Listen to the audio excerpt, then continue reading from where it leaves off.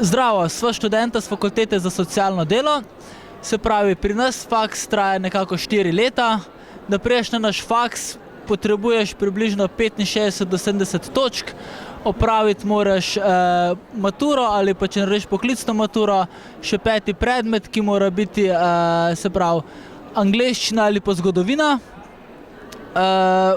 Potem nekako v 3. letniku se odločiš za en smer, za en modul. Se pravi, tako imaš na izbiro 6 različnih možnosti. Od teh imaš možnost za delo z mladimi, delo s starimi, delo na področju duševnega zdravja, delo na področju organizacij, potem imaš pa še 2 različna, ki si jih trenutno ne spomnim. Torej, kaj bi še lahko povedal? Torej, Teja, mogoče ti poveš še kaj več o tej osebni naravnanosti? Jaz mislim, da pač sam študij na fakulteti ni težek, ni težko narediti izpita, vse se naučiš.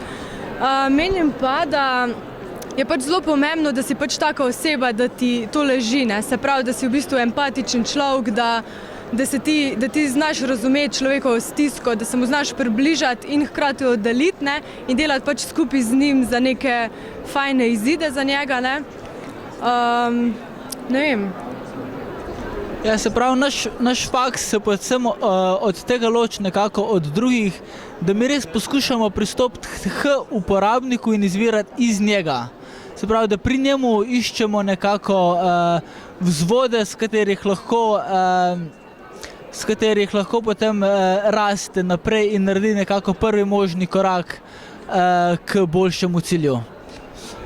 Ja, tle ni v bistvu svetovanja, ni terapije, da bi podajali odgovore in rešitve nima, ampak mi skupaj iščemo neke zaželene izide za vse skupaj. Priporočamo pa vam, da se nekako osebno odločite in pri sebi raziščete res, kaj želite početi v življenju in se odločite najbolje, kar je možno. Srečno!